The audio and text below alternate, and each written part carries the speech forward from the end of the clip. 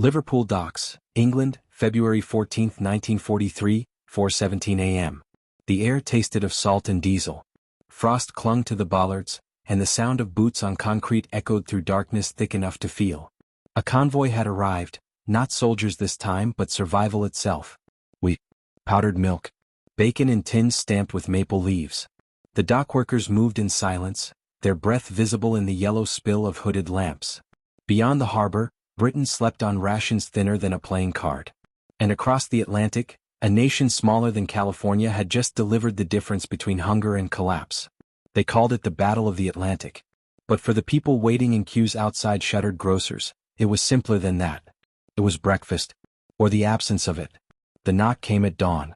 Not the Luftwaffe this time, no sirens, no glass.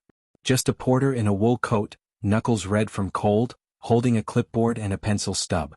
Margaret Ashford opened the door of her terraced house in Coventry and saw the look on his face before he spoke. Apologetic. Official. The kind of expression that carried weight even when the words were soft. Ministry allocation, ma'am. 2 ounces butter this week. 4 of sugar. Meat on Thursday if the shipment clears. She nodded. She always nodded. He tipped his cap and moved to the next door, the next widow, the next mother of 3. The clipboard never lied. It was February and the shelves were nearly bare. What the porter didn't say, what no one said aloud, not yet, was that the shipment might not clear at all.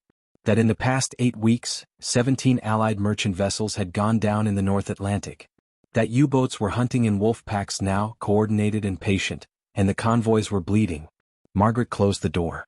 She placed the ration book on the table beside a jar of dried tea leaves she'd reused 4 times. Her daughter, Emily, sat by the stove, hands tucked under her arms for warmth. 9 years old. Thin enough that her collarbones showed through her school jumper. Is there bread, Mum? Margaret smoothed the girl's hair. There will be. She said it like a promise. Like faith. But faith in 1943 required ships. And ships required Canada. If this moment already tells you something you didn't know about the war, subscribe, because what comes next will change how you see it entirely. Britain had gone to war in 1939 with confidence and a map painted red. The Empire would feed the island. Australia would send wheat. India rice. Argentina beef. The Atlantic was wide, yes, but it was theirs. The Royal Navy had ruled those waters for 2 centuries. By 1943 that confidence was a memory. The Germans understood something fundamental. You don't have to invade Britain. You just have to isolate it. Cut the convoys. Sink the grain ships and the tankers. Let hunger do what bombs could not. In 1942 alone, the Kriegsmarine sank over 1,600 Allied vessels. The numbers were catastrophic, not dramatic, just arithmetic. Britain imported 2/3 of its food. If the convoys stopped, the island would starve in 16 weeks. 16 weeks. Not a slogan. A calculation. Written in Admiralty briefs and filed under classifications that made grown men go quiet in meetings. And into that abyss stepped Canada. It began not with fanfare but with dirt. The prairie provinces, Saskatchewan, Alberta, Manitoba, had spent the 1930s in drought. Dust storms that turned day into dusk. Farms foreclosed. Families broken. The Depression had gutted the heartland, and the wheat that once fed the world had withered in fields cracked like pottery. But by 1940, the rains had returned. And with them, a purpose. The Canadian government didn't ask farmers to grow more wheat. It mandated it. Acreage quotas. Seed loans. Machinery requisitioned from idled factories and repurposed. If you owned land and it could grow grain, it would grow grain. The war effort wasn't abstract anymore. It was soil under your nails and a harvest that meant survival 3,000 miles away. By 1942, Canada was producing more wheat than any nation except the United States. But production meant nothing if it didn't cross the ocean. And crossing the ocean in 1943 meant running a gauntlet. The convoys left Halifax in darkness. Merchant ships, old, slow, unglamorous, loaded with grain sacks and canned pork, powdered eggs and cheese wheels wrapped in wax. They traveled in columns, escorted by corvettes, small, pitching warships built in Canadian shipyards at a pace that defied belief. One every 9 days by 1943.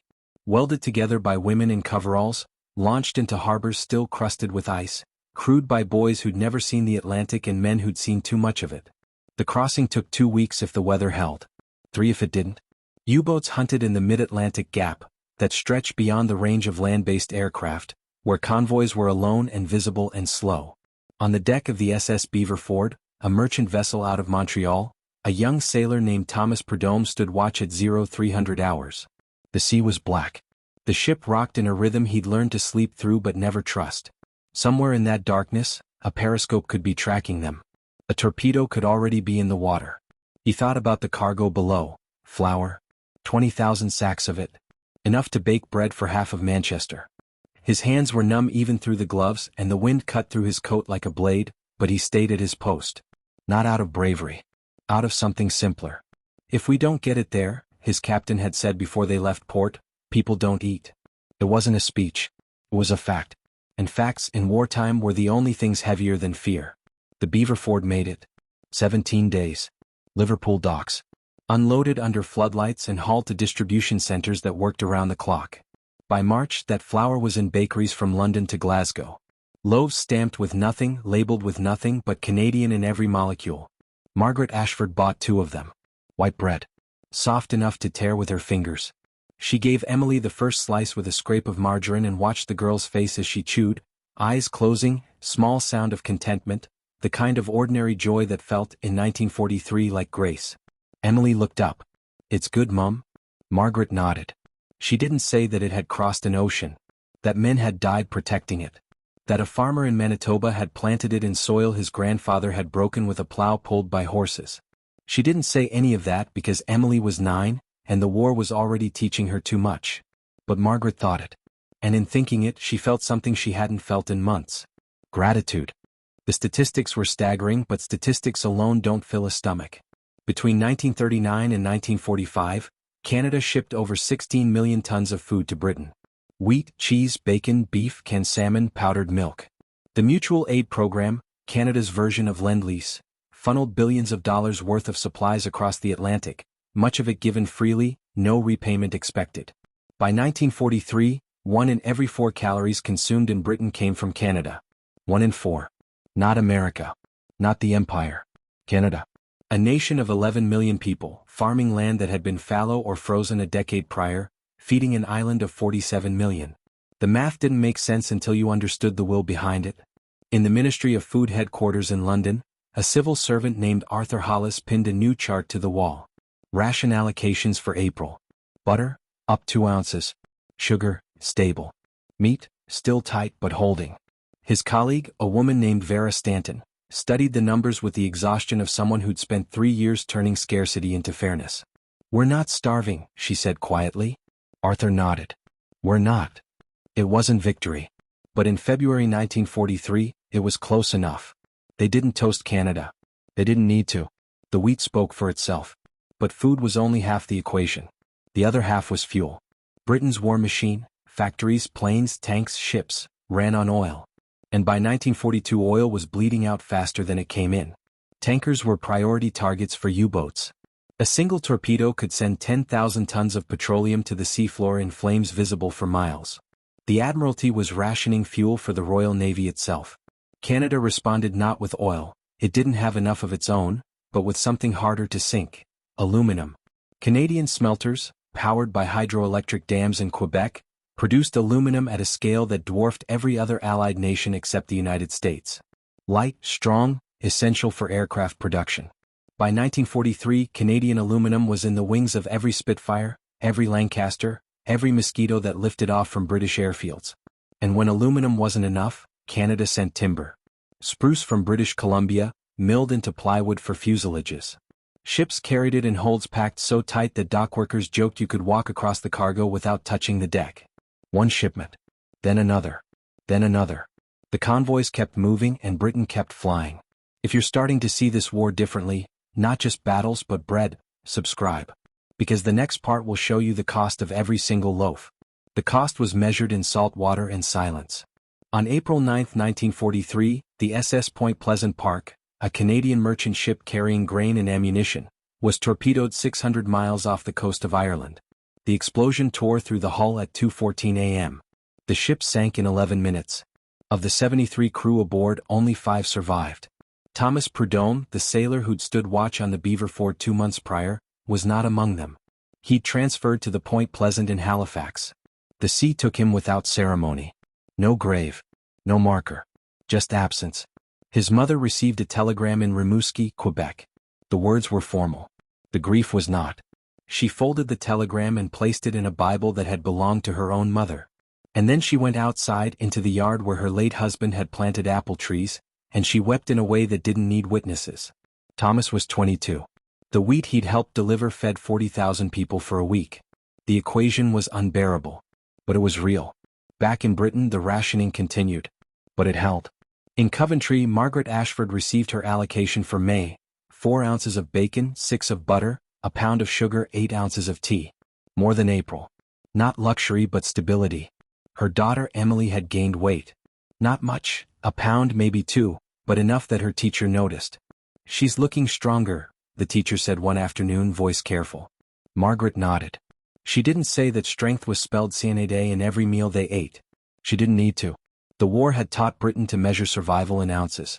And every ounce that came from across the Atlantic carried a name, a farm, a ship, a life. In the Canadian prairies, the harvest of 1943 was the largest in the nation's history. Farmers worked dawn to dusk, sometimes beyond. The machinery broke down and was repaired with wire and stubbornness. Women drove tractors. Children hauled grain sacks. The elderly kept account books in kitchens lit by kerosene lamps. One farmer, a man named Robert Callahan in Swift Current, Saskatchewan, wrote a single line in his journal on August 30, 1943. 40 bushels an acre this year. Hope it gets there. It did. Every bushel of it. By late 1943, the tide of the Battle of the Atlantic was turning. Not because the U-boats stopped hunting but because the Allies had learned to hunt back. Long-range aircraft. Improved sonar. Code breaking at Bletchley Park. And convoys that refused to stop no matter the cost. Canada's Navy, once a handful of destroyers, had grown into the third largest Allied fleet. Corvettes crewed by farm boys and fishermen, mechanics and teachers, men who'd never fired a gun until they found themselves in the North Atlantic, depth charges ready, hunting submarines in seas that could swallow a ship whole. One corvette, HMCS Sackville, escorted over 20 convoys between 1942 and 1944. It survived the war. So did most of its crew. They didn't talk much about what they'd done. Canadians rarely did. But in the holds of the ships they protected: flour, cheese, bacon, life. The churches in Britain began holding Thanksgiving services in autumn of 1943. Not the American holiday. Something quieter. A recognition that the island had survived another year. That children were not starving. That the rations, though thin, had not run out. In a small parish in Devon, a vicar named Edmund Frost stood before his congregation, miners, shopkeepers, widows, mothers, and said a prayer that was less theology than acknowledgement. "We give thanks for the hands that planted, the ships that carried, the men who stood watch. We give thanks for the harvest we did not sow. We give thanks for the mercy of distance made small by will." No one mentioned Canada by name. But every person in that chapel had eaten Canadian wheat that week. Every single one. The prayer was enough. By 1944, the threat of starvation had receded. Not vanished, U-boats still prowled, ships still sank, but the arithmetic had shifted. Britain would not starve. The convoys had won. And when the war ended in May 1945, the gratitude was real, if understated. Prime Minister Winston Churchill sent a letter to Canadian Prime Minister Mackenzie King. The language was formal. The meaning was not. Without the food and material support of Canada, Britain could not have endured. "We owe a debt that cannot be measured in currency." King kept the letter. He never framed it. That wasn't the Canadian way. Margaret Ashford lived to see the rationing end in 1954. 9 years after the war's conclusion, because recovery was slow and fairness required patience. When the ration books were finally retired, she placed hers in a drawer alongside her husband's medals and Emily's school reports. She didn't throw it away. It had been a passport through the hardest years of her life. It had meant survival. Emily grew up, married, had children of her own. She told them stories about the war but not the dramatic ones. She told them about bread. About the kindness of strangers 3,000 miles away. About a country they'd never visited but owed more than they could articulate. "Canada?" her son asked once years later. "Why Canada?" Emily thought about it. Because they could have kept it for themselves. And they didn't. It was the simplest answer. And the truest. If this story reminded you that history is built on small acts repeated until they become survival, subscribe, because every week we bring you another piece of the war you didn't learn in school. The dockworkers at Liverpool kept loading ships long after the war ended. Grain from Argentina now, timber from Scandinavia, goods from a world stitching itself back together. But some of them, the ones who'd been there in 1943, who'd unloaded Canadian convoys in darkness with frost on the bollards and fear in their guts, those men never forgot what it felt like to open a hold and smell wheat. Not victory. Not triumph. Just wheat. And the knowledge that someone somewhere had cared enough to send it. Britain survived 1943 not because of grand strategy alone, but because of dirt and discipline and the quiet refusal of ordinary people to let an ocean define what was possible. Canada didn't invade to save Britain. It planted. It harvested. It loaded ships. It sent sailors into seas that killed without mercy. And in doing so, it kept a promise that was never spoken but always understood, that survival is a shared responsibility, and hunger is an enemy no nation should face alone. The war had taught them fear. The wheat had taught them gratitude. And the years that followed taught them memory. Because a loaf of bread in 1943 was never just a loaf of bread. It was a farmer's hands. A sailor's watch. A mother's relief. A child's strength. It was the distance between starvation and tomorrow, carried across an ocean one convoy at a time.